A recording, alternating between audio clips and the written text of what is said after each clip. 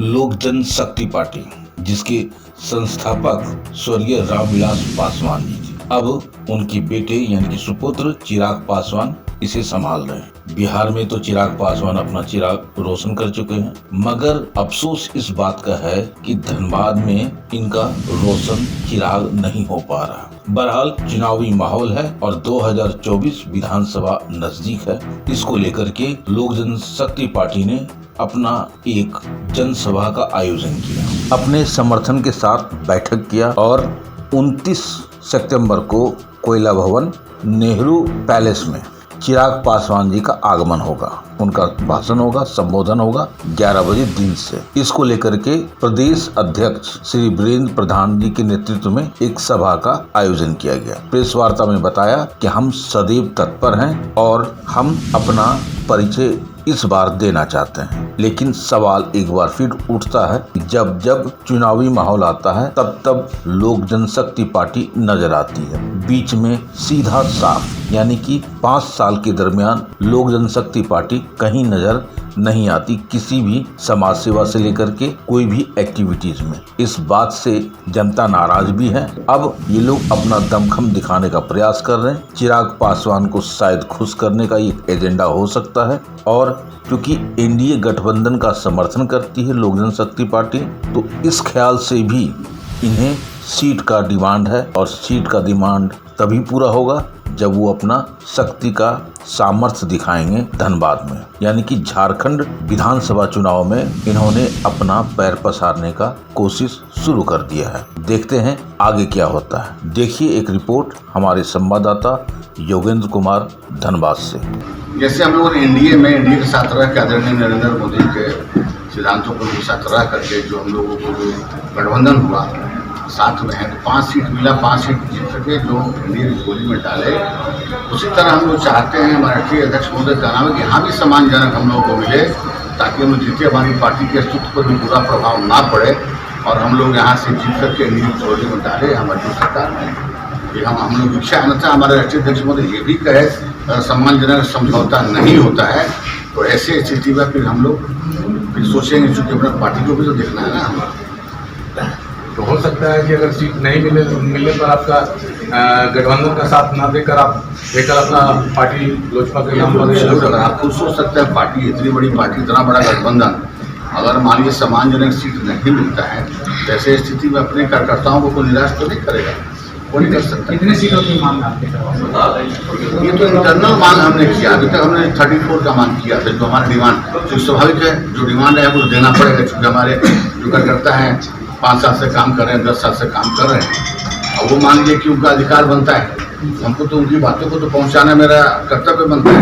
अब उनका क्या आता है वहाँ से राष्ट्रीय नेतृत्व का क्या फैसला आता है, जो फैसला आएगा हम लोग सर्वमान होगा। लेकिन हमारे चुनाव को देखते हुए हमारे राष्ट्रीय अध्यक्ष माननीय केंद्रीय मंत्री चिराग पासवान जी 29 तारीख को आ रहे हैं नेहरू पैलेस में कोयला भवन, और उसी को देखते हुए हम लोग इसकी समीक्षा बैठक कर रहे हैं माननीय हमारे प्रदेश अध्यक्ष जी के नेतृत्व में। और इसमें पूरे जिले भर के लोग आए हुए हैं और अदर के भी आए हुए हैं कि अधिक से अधिक संख्या में लोग आकर के जन आक्रोश रैली को सफल बनावे, यही हमारा मुख्य उद्देश्य है। ऐसा कोई बात नहीं है। धनबाद में बहुत अच्छा संगठन है और हमने अपने प्रदेश अध्यक्ष जी से मांग भी किए हैं कि हमें धनबाद से टिकट दिया जाए, ताकि मैं धनबाद से लोक जनशक्ति पार्टी के बैनर तक मैं इलेक्शन लड़ूं।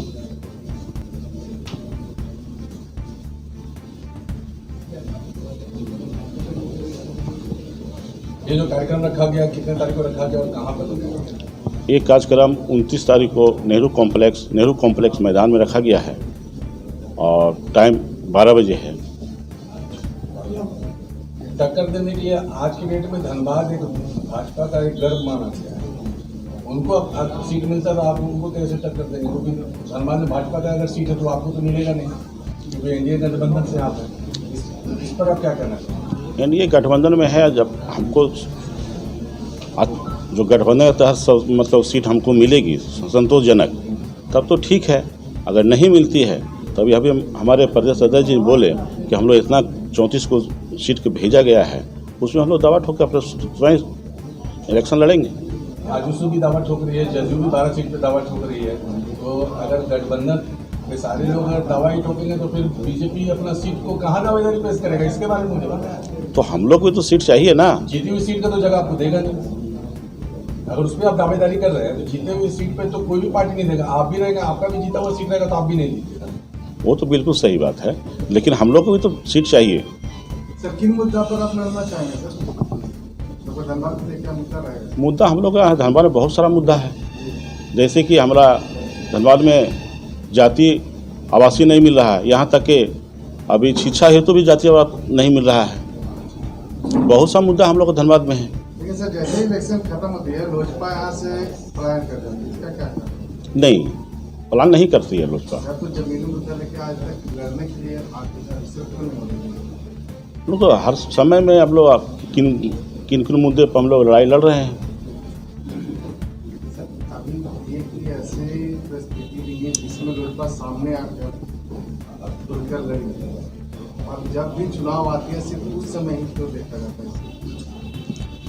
ऐसा बात तो नहीं है, हम लोग तो हर समय हर एक मुद्दे पर लड़ाई लड़ते ही हैं। कई बड़े चीज नजर आते हैं, हाँ। छोटे चीज नजर नहीं आते। काम कर रहे हैं हम, बड़े चीज नजर आते हैं। और आगे बहुत दीजिए सर।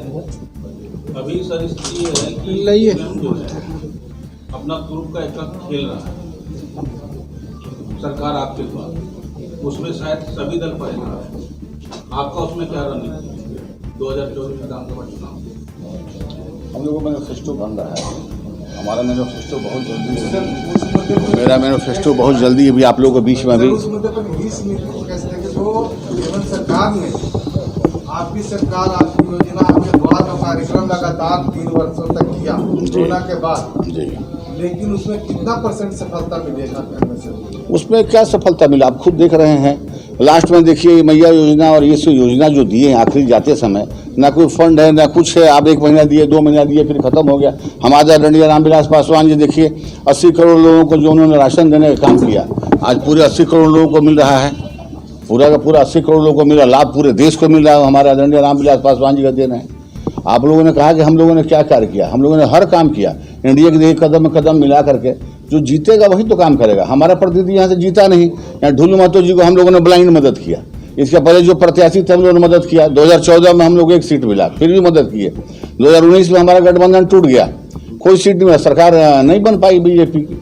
अब फिर 2024 में हम लोग फिर अभी मदद किए और हम लोग का आज पूरा अधिकार बनता है। हम लोग का धनबाद में हमारा इतना संगठन मेरा मजबूत है, झरिया में, अब बाघमारा में, टुन्नी में, आप जहाँ देखे सिंदरी में, बोकारो में, हमारा इस तरह का संगठन सारे लोग जानते हैं कि इससे बेसी फॉलोअर हमारे आदरणीय नेता कोई है ही नहीं। अब इतना बड़ा कार्यक्रम हम लोग किए अभी आपके लातेहार में 20,000 आदमी था, और वहीं हम लोग पलामू में किया तो 35 से 40,000 आदमी था। आप लोग खुद मीडिया वाले हैं, जानते हैं आप लोग। तो हम लोग तो किए गए कार्यों पर ही हमारे सारे लोग, हमारे आदरणीय नेता पर लोग भरोसा करता है, उन पर विश्वास करता है। एनडीए घबराई, जो कि पूरे हर स्टेट की मुख्यमंत्री को उतार दी है, इससे तो साफ प्रतीत होता है कि एनडीए घबराई। नहीं, ऐसी बात नहीं जो हम लोग सोच रहे हैं। आप खुद सोचिए, ये जो मैया योजना कब लागू हुआ? जब सरकार जब जाने का जब समय आया तब लागू हुआ। ये अगर पहले लागू होता तो हम लोग समझ सकते थे।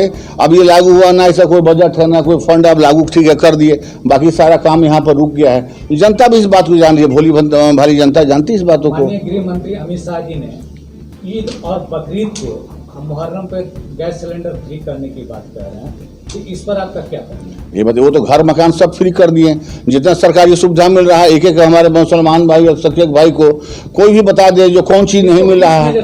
चुनावी मुद्दा है या नहीं जी, विस्तार करेंगे। यस, आपको राशन मिल रहा है, आपको आवास मिल रहा है, आपको पीएम आवास कहाँ चल रही है सर? जी क्या बता, यहाँ क्या चलेगा? तो सरकार सब बंद किए हुए है। जहाँ हमारा सरकार है वहाँ चल रहा है। आपकी सरकार रहेगी वहीं आपकी जनता, जहाँ नहीं है वहाँ आपकी जनता नहीं, बात मेरे समझाइए। आप देखिए बंगाल है, अब वो दिल्ली है, झारखंड, जो हमारा जो स्कीम है जो दिया गया, जो जनता जिससे लाभान्वित उसको लोग लागू नहीं करते हैं। सर झारखंड भी आप ही की जनता है सर। जी, तो जो हमारा केंद्रीय नेतृत्व जो सकता है वो तो बेचारा कर ही रहा है। केंद्र की बात करते हैं जी, एक छोटा सा सवाल मेरा है कि अमित शाह या राजनाथ सिंह जी आ रहे हैं जी जब चुनाव आते हैं तो बड़े नेता ही आपके गठबंधन के क्यों आते हैं? भाई साहब, यहाँ तो झारखंड में लगातार लोग निरंतर आते रहते हैं। झारखंड की स्थिति बहुत दयनीय है यहाँ, इसलिए देखिए लोग लगातार आते हैं। उड़ीसा में भी लोग लगातार जाते थे। देखिए जहाँ बीजेपी की सरकार बनी, लोगों ने समझा, सच्चाई को समझा। सर, यूपी की स्थिति कैसी है? बहुत अच्छी है यूपी की स्थिति, तो बहुत अच्छी स्थिति है। आज वहाँ पूरा विश्व में नाम यूपी का आ रहा है। वहाँ पर इस तरह का हर विकास के नाम पर आप देखिए ना, विकास के नाम पर आ रहा है, इसमें कोई डाउट नहीं। जो सच्चाई हो तो बोलना पड़ेगा हमको, क्योंकि हम लोग इंडिया के साथ हैं। जो बात हो तो बताना पड़ेगा हम लोग को। सर एक सवाल जी, अगर आपको यहाँ टिकट नहीं मिलता तो क्या फिर वापस बीजेपी को साथ दीजिएगा, जैसे आत्मनिर्भर की पिछली बार में? ये देखिए, ये हमारा राष्ट्रीय नेतृत्व तय करेगा और ऐसा कतई संभव नहीं है कि हमको अगर सीट नहीं मिलेगा तो हम फिर मान जाएंगे। ये हमारा राष्ट्रीय नेतृत्व जो है वो तय करेंगे। लेकिन हमारा प्रदेश में जो हम लोग पूरे कार्यकारिणी में तय किया गया है, और मान सम्मान के लायक अगर हम लोग को टिकट नहीं मिलेगा तो हम लोग डेफिनेट हम लोग चुनाव जो है सो लड़ेंगे। 29 को पधार रहे हैं और आप सब आइए, आप लोग सबका स्वागत है। धन्यवाद। लोजपा जिसे भी टिकट देती है जी जी, वो चुनाव लड़ने के बाद एक बार भी दिखाई नहीं देते जनता के बीच, इसका क्या कारण? लोजपा में टिकट मिला तो अभी कहाँ जीता झारखंड में, वैसा जो दिखाई नहीं देता है। क्या आप सिर्फ टिकट के लिए राजनीति करते हैं और उसके बाद भी जनता की सेवा कर सकते हैं? ऐसा आप कैसे बोल सकते हैं कि टिकट के लिए राजनीति करते हैं? ऐसा आप नहीं बोल सकते हैं कि टिकट के लिए राजनीति किया जाता है। एक चांस दे के देखे धनबाद में कि क्या टिकट के लिए राजनीति किया जाता है। मैं तो अभी देख रही हूँ कि लोजपा बहुत ही अच्छे तरह से काम कर, संगठन भी हम लोग को ठीक है, लेकिन जगह नहीं मिलने के कारण सब पहचान अपना खो दिया। आप देख रहे हैं सब पर नज़र। धन्यवाद।